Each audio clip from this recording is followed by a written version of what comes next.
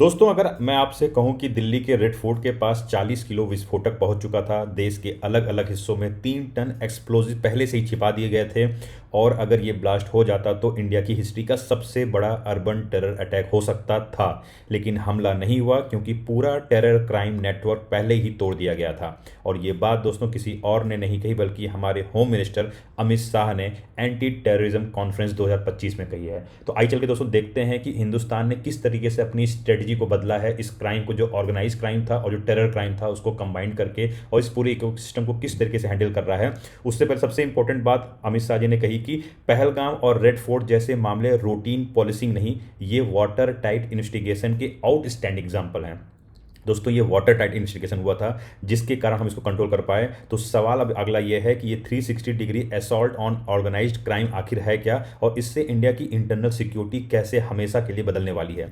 तो चलिए दोस्तों, इसको समझने का प्रयास करते हैं। सबसे पहले देखते हैं कि टाइम्स नाउ ने कवर किया है इस खबर को कि Pahalgam Delhi Red Fort blast case is not just Amit Shah unveils 360 degree assault on organise crime. दोस्तों, तो आज हम लोग इस पॉलिसी और इस ऑर्गेनाइज क्राइम के बारे में जानेंगे और समझेंगे, और इसको अमित शाह ने एंटी टेररिज्म कॉन्फ्रेंस 2025 में बताया है, उसके प्लान के बारे में बताया और किस तरीके से ये एग्जीक्यूट हो रहा है।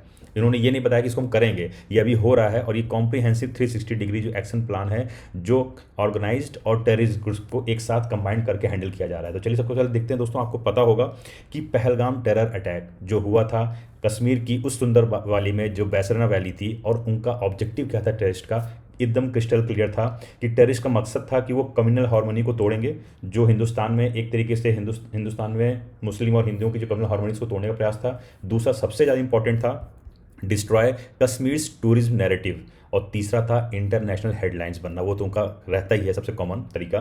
लेकिन दोस्तों, इस अटैक के बाद इंडिया ने लॉन्च किया, आपको पता होगा, ऑपरेशन सिंदूर, और यही ऑपरेशन सिंदूर था, इसने ही हिंदुस्तान की माइंडसेट और टैक्टिक्स को बदल दिया। और ये वही पॉइंट था जब इंडिया की जो काउंटर टेरर डॉक्ट्रिन थी वो पूरी तरीके से शिफ्ट हो गई। और यही सारी चीज़ों को बताने के लिए अमित शाह ने उस कॉन्फ्रेंस में बताया। और अब हम सिर्फ अटैकर्स को नहीं, पूरे इकोसिस्टम को टारगेट करने लग गए हैं।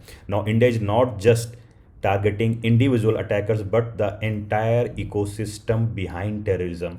आइए समझते हैं कि क्या है ये पूरा इंटायर इकोसिस्टम, और किस तरीके से ऑर्गेनाइज क्राइम और टेररिस्ट ग्रुप आपस में एक साथ मिलते हैं और किस तरीके से अपने जो टारगेट हैं उनको पूरा करते हैं।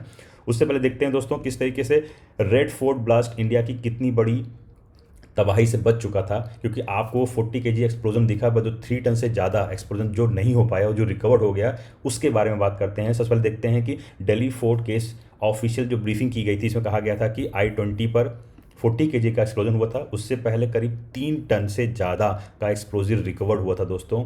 और ये मल्टीपल स्टेट्स पर जब रेड्स डाले गए थे उसके कारण हुआ था, और पूरी कॉन्स्पिरेसी मॉड्यूल गिरफ्तार हुई थी। अब सोचिए, अगर ये ब्लास्ट होता तो ये रेड फोर्ट पर एक सिंबॉलिक टारगेट था, इंटरनेशनल आउटरीच और इकोनॉमिक एंड डिप्लोमेटिक डैमेज पूरी तरीके से हिंदुस्तान को होता।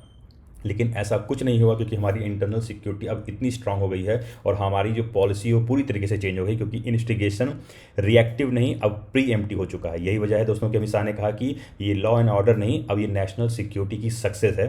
तो आगे समझते हैं। उससे पहले देखते हैं कि अनअकैडमी आपकी यूपीएससी की तैयारी को आसान करने के लिए मंथली करंट अफेयर्स की मैगजीन, एनसीईआरटी के notes, weekly news analysis, previous year के क्वेश्चन, करंट अफेयर्स, और साथ ही फ्री में प्रीलिम्स मॉक टेस्ट प्रोवाइड करा रहा है। अगर आप हमारे इस दिए गए नंबर पर कॉल करते हैं तो हमारे जो डेडिकेटेड काउंसलर्स हैं वो आपकी यूपीएससी की जर्नी को कितना आसान हो सके ये बनाने का प्रयास करेंगे। तो चलिए दोस्तों आगे देखते हैं कि ऑर्गेनाइज क्राइम एंड टेरर ये सेम कॉइन क्यों कहा अमित शाह ने। देखिए, सबसे पहले देखिए, मैं आपको बताना चाहता हूं कि अमित शाह का स्टेटमेंट क्या था, फिर मैं आपको इस डायग्राम के थ्रू समझाऊंगा कि ये डायग्राम क्या बता रहा है। देखिए, ऑर्गेनाइज क्राइम पहले रैंसम और एक्सटॉर्शन के लिए काम करता है, आपको पता है। लेकिन जब उनके लीडर्स किसी विदेश में चले जाते हैं तो उनका कॉन्टैक्ट किसी टेररिस्ट ऑर्गेनाइजेशन से होता है। मतलब सिंपल है कि क्रिमिनल गैंग्स, हवाला चैनल्स हुए, ये ड्रग मनी या आर्म ट्रैफिकिंग, सब मिल करके टेरर फाइनेंसिंग पाइपलाइन बनाते हैं। और अब इंडिया ने दोस्तों इसलिए साफ कर दिया है कि क्राइम अलग नहीं है, टेरर अलग नहीं है, वन नेटवर्क वन टारगेट।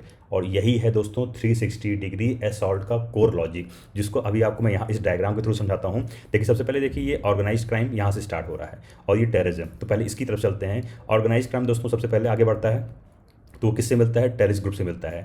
फिर टेररिस्ट ग्रुप से मिलने के बाद वो अपने ऑपरेशन को फुलफिल करता है। उसमें ऑर्गेनाइज क्राइम क्या करता है? ऑर्गेनाइज क्राइम का मतलब आप समझ रहे होगे, जो एक्सटॉर्शंस करते हैं, किडनैपिंग करते हैं, या ड्रग स्मगलिंग करके हैं, या इलीगल आर्म्स ट्रेड करते हैं।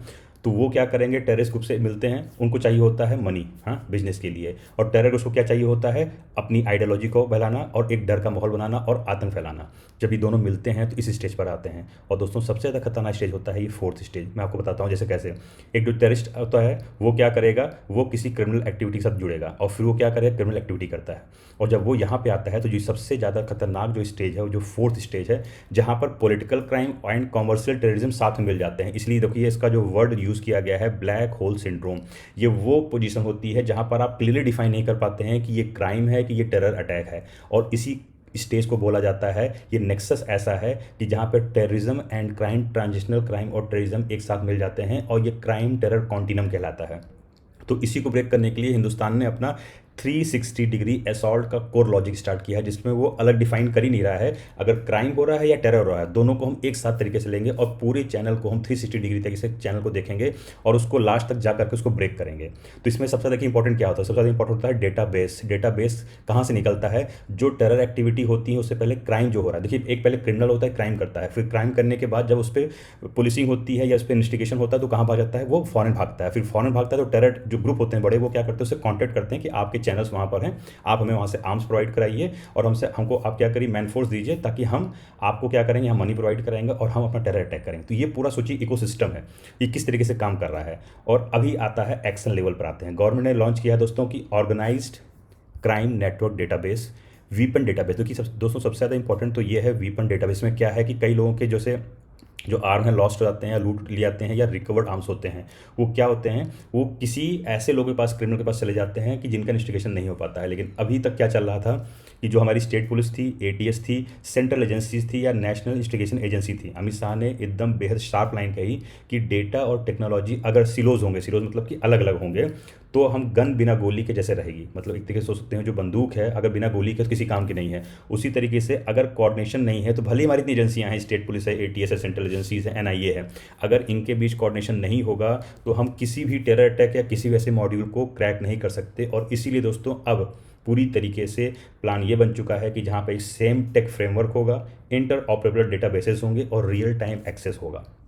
और इसी का नारा दिया है, जैसा कि सेंट्रल गवर्नमेंट जो मोदी सरकार है वो इस पर ज़्यादा फोकस भी करती है। वन नेशन वन इलेक्शन जैसा सुना होगा, वन कार्ड के बारे में सुना होगा, उसी तरीके से इन्होंने नया स्लोगन दिया है। स्लोगन क्या है, एक तरीके से बोल सकते हैं प्रॉमिस है, one nation one ATS structure. तो आइए देखते हैं दोस्तों ये क्या है actually one nation one ATS structure. ये बहुत ही इंपॉर्टेंट है। अभी तक प्रॉब्लम क्या थी आपको पता होगा कि जितनी स्टेट है, हर स्टेट का अपना खुद का एटीएस है, अपनी खुद की उनकी एसओपी है और उनका कोऑर्डिनेशन रियली स्लो हो जाता है। अब डायरेक्टिव एकदम क्लियर कर दिया गया है कि एक कॉमन एटीएस स्ट्रक्चर होगा पूरे इंडिया में, क्योंकि जरूरी है कि जो टेररिस्ट नेटवर्क हैं ये स्टेट बॉर्डर नहीं देखता है। वो ये नहीं देख रहा है कि यूपी बिहार का बॉर्डर है या बिहार या पश्चिम बंगाल का बॉर्डर है, वो उसको तो अटैक करना है, उसको एक डर माहौल बनाना है। तो अब क्या होगा इससे फ़ायदा कि जब पूरा कॉमन एटी स्ट्रक्चर होगा तो फास्टर अरेस्ट होंगे, इंटेलिजेंस को शेयर करना आसानी होगी, ज्वाइंट ऑपरेशन बिना किसी डिले होंगे। और यही दोस्तों फेडरल इंडिया में सिक्योरिटी यूनिफिकेशन का हिस्टोरिक स्टेप माना जाता है, because terrorist network do not respect दोस्तों स्टेट बॉर्डर्स। इसलिए अमित शाह ने एकदम क्लियर कट बताया कि अब हमारे यहाँ पे कॉमन एटीएस स्ट्रक्चर पूरे इंडिया भर में है। और आइए देखते हैं, नीड टू नो खत्म, नीड टू शेयर शुरू। ये क्या वर्ड है? देखिए पहली बात तो आपको पता होगा अभी तक क्या था, एक पॉलिसी चल रही थी कि आप हमको इन्फॉर्मेशन दीजिए, हम उसको एनालिसिस करेंगे, उसके बाद अपनी ड्यूटी करेंगे। लेकिन दोस्तों अब ऐसा नहीं है, need to know, need to से लेकर ड्यूटी टू शेयर तक हो गया। अब आपकी ये ड्यूटी बनती है कि जैसे ही अगर आपको कोई भी इन्फॉर्मेशन मिलती है तो आप उसको तुरंत शेयर करिए। पुराना माइंडसेट जो आपका था, need to know, agency ego करना, फिर इन्फॉर्मेशन को होल्ड करना, ये अब बिल्कुल नहीं चलेगा दोस्तों। अब चलेगा तो ड्यूटी टू शेयर चलेगा। इसका मतलब चाहे आईबी हो, एनआईए हो, सीबीआई हो या पुलिस हो, रियल टाइम इन्फॉर्मेशन को आपको शेयर करना है। नो टर्फ वॉर, मतलब आपस में किसी भी तरीके का कोई ईगो सिस्टम नहीं होना चाहिए। अमित शाह ने साफ कहा है कि इन्फॉर्मेशन शेयर करना अब चॉइस नहीं रह गई है, अब ड्यूटी हो चुकी है। तो ग्लोबल मैसेज उन्होंने दिया है एक तरीके से, और पाकिस्तान के एंगल को भी समझाया है। शाह ने कहा कि जो ये पहलगाम इन्वेस्टिगेशन को ग्लोबल एजेंसीज स्टडी करेंगी। उन्होंने क्लियर कट बोला है कि जिस तरीके से हिंदुस्तान ने ये सक्सेसफुल इन्वेस्टिगेशन किया है, उसके बाद उसने ऑपरेशन सिंदूर किया है, the Pahalgam investigation will be studied by global agencies, Pakistan based network will be exposed on international platform पे किया है इससे। इसका मतलब ये हुआ दोस्तों कि अब सिर्फ डिफेंस नहीं करेगा दोस्तों, हिंदुस्तान ग्लोबल नैरेटिव कंट्रोल में करेगा। आखिर में दोस्तों मैं आपसे बोलना चाहता हूँ कि कोई भी अनाउंसमेंट नहीं था ये, पहली बात आप समझिए, this was not just an announcement, ये अब अडॉप्ट कर लिया गया है। This was the declaration of India's new internal security doctrine. दोस्तों ये हिंदुस्तान की न्यू इंटरनल सिक्योरिटी डॉक्ट्रिन है, जहाँ पर अब अटैक होने का इंतजार नहीं होगा, अब नेटवर्क बनने से पहले स्ट्राइक किया जाएगा, और क्राइम हो या टेरर पूरे इकोसिस्टम पर 360 डिग्री की असॉल्ट होगी। मैंने आपको बार बार इस बात को बोल रहा हूँ कि अब क्राइम हो या terror, the entire ecosystem will face a 360 degree assault. अब उसको वही माना जाएगा, उसको एक ही फेस से देखा जाएगा। पहलगाम से लेकर के रेड फोर्ट तक इंडिया ने साफ मैसेज दे दिया है कि new India react less and prevent more. जय हिंद।